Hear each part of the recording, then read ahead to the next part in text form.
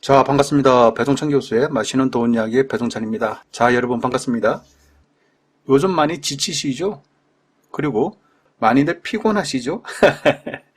맞아요. 매일 이어지는 코로나 환자 숫자에 지치고요. 마치 보험회사 영업 실적 경쟁을 하는 듯한 코로나 백신 접종자 수에 지치는 것 같고요. 정치하는 사람들의 말싸움에 그래요.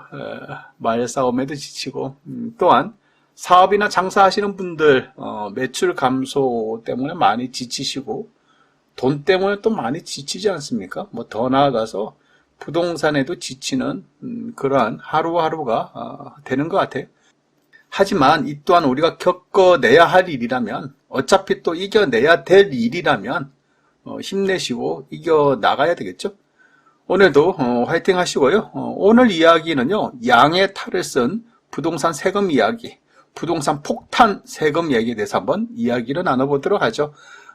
먼저 지금처럼 어렵고 힘든 시기에도 불구하고 부동산 가격은 많이 상승하였죠. 따라서 부동산 관련 세금 또한 많이 징수되었다라고 말씀드릴 수 있을 것 같고요. 국세 통계 포털에 의하면 우리나라의 2020년 기속 세수 현황을 살펴보면 주요 세목별 세수 현황인데요. 세수 총계가 277조나 된다는 얘기입니다. 이 중에서 소득세가 98조를 차지하고 부가세는 64조를 차지하고 법인세는 55조를 차지하고 있다는 얘기예요. 다음으로 국세 수입 추이를 살펴보면 다음 화면과 같은데요. 이 중에서 우리는 부동산 관련 세금을 중점적으로 살펴봐야 되겠죠. 그래서 간단히 소득세와 종합부동산세를 중점으로 살펴보죠. 먼저 소득세인데요. 2013년도에 소득세가 41조 8천억이고 2014년도에는 53조 3천억 그리고 2020년도 본 예산은 88조 정도를 예상하고 있다는 얘기예요. 그 밑에 있는 부가가치세 상승을 한번 볼까요?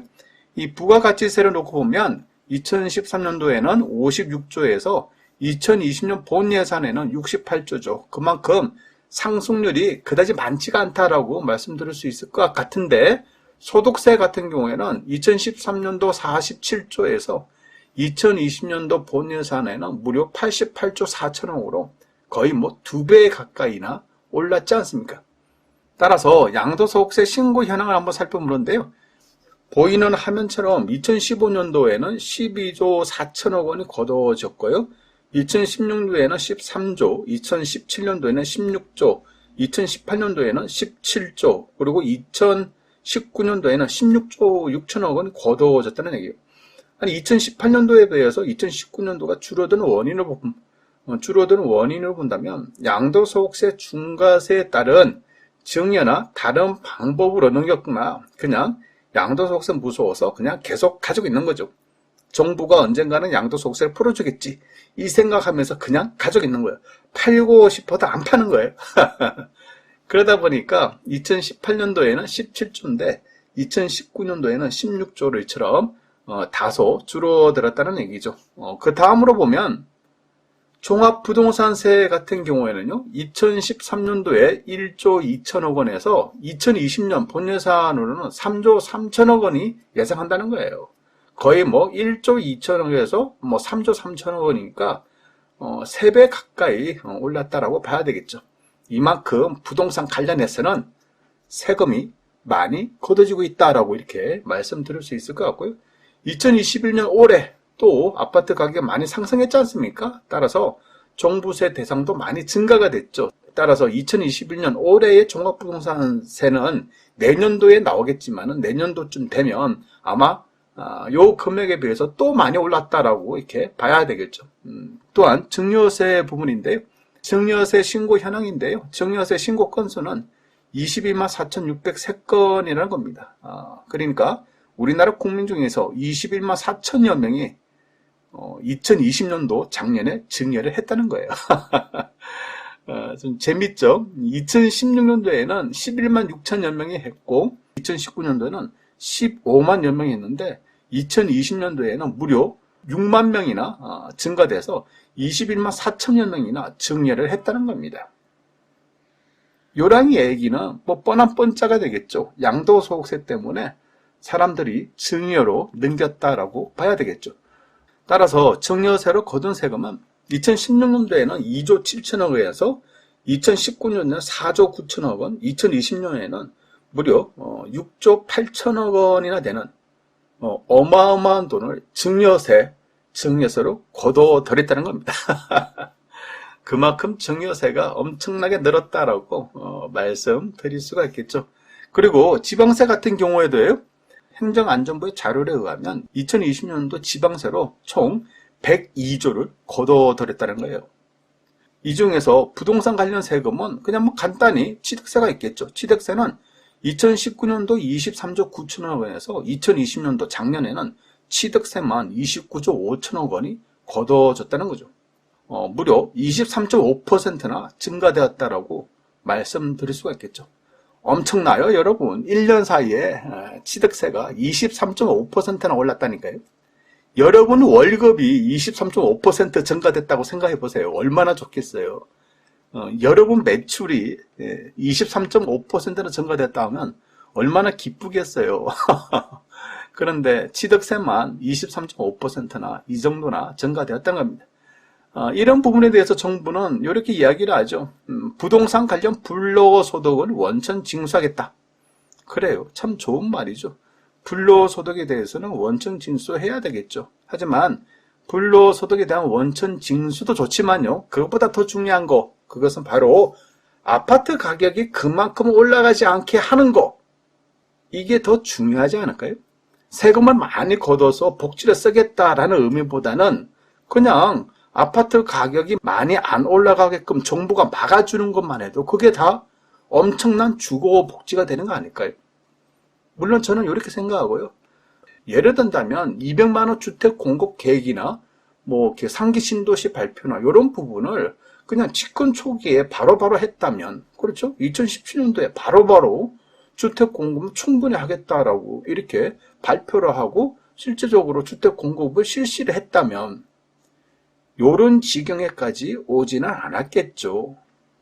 그리고 양도소득세 관련인데요. 2018년도에 9.13 부동산 대책을 발표했죠.